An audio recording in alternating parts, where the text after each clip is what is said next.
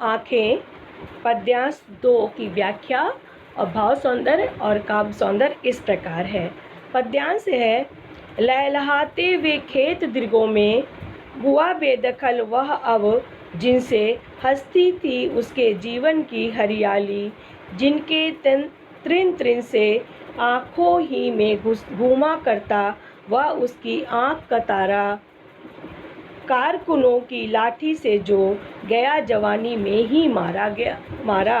प्रस्तुत पद्यांश में कवि ने जमींदारों ने जो किसान के प्रति अन्याय किया है, जुल्म किया है, अत्याचार किया है, उसका जिक्र किया गया है। उसके शोषण और दुर्दशा का भी चित्रण किया गया है। कवि वर्तमान किसान के भूत और वर्तमान का वर्णन करते हुए कवि कहता है कि किसान की आँखों में उसकी खेतों की हरियाली की झलक अब भी विद्यमान है। उसकी आँखों में खेतों की झलक दिखाई देती है, परंतु वे खेत जिनमें वह खेती करके अन्न उपजाता था अब उसके नहीं रहे। उन खेतों से जमींदार ने उसे अलग कर दिया है। उसके खेत छीन लिए गए हैं, उसे खेत विहीन कर दिया गया है। जिन खेतों के तिनके तिनके से उसके जीवन की हरियाली हंसती थी, अर्थात जिन खेतों की हरियाली को देखकर उसका मन प्रसन्न होता था, जीवन खुशियों से भर जाता था, आज वह अपनी ही ज़मीन से उसको बेदखल कर दिया गया। अब वो ज़मीन उसकी नहीं रही।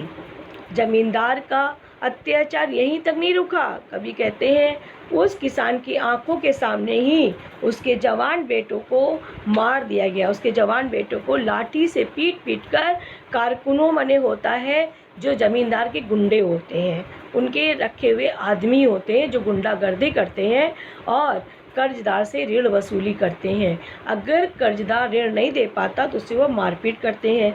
तो किसान ऋण नहीं दे पाया तो किसान के जवान बेटे को उन्होंने पीट के मार दिया। क्यों? क्योंकि जब वो उसकी ज़मीन पर कब्जा करने आए कारकुन, ज़मींदार के जो गुंडे थे उसके काम करने वाले, तो किसान के बेटे ने विरोध किया कि उनकी ज़मीन पर कब्जा ना करे, तो उन लोगों ने उसको मार दिया लाठी से। ये सब चीज़ें किसान की आंखों के सामने ही हुआ, घटना घटित हुई। किसान दीनता का पर्याय बनकर रह गया। वो अपने बेटे के लिए कुछ नहीं कर पाया, उसका जीवन लाचार होकर रह गया। पद्यांश का भाव सौंदर्य इस प्रकार है। पहला पॉइंट, जमींदारी प्रथा के परिणाम का यथार्थ चित्रण किया गया है। जमींदार के शोषण अत्याचार ने गरीब किसान को और अधिक गरीबी में धकेल दिया है। दूसरा पॉइंट, जमींदार शोषक वर्ग के रूप में सामने आता है। वो उसका शोषण करता है किसान का, जबकि किसान शोषित वर्ग का है।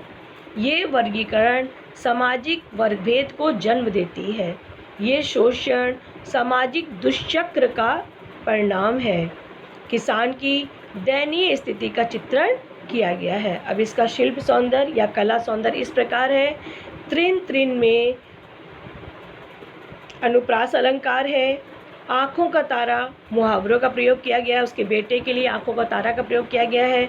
भाषा सरल खड़ी बोली है। कवि की प्रगतिशील रचना है। स्वच्छंद कविता में लय व तुक का अभाव है।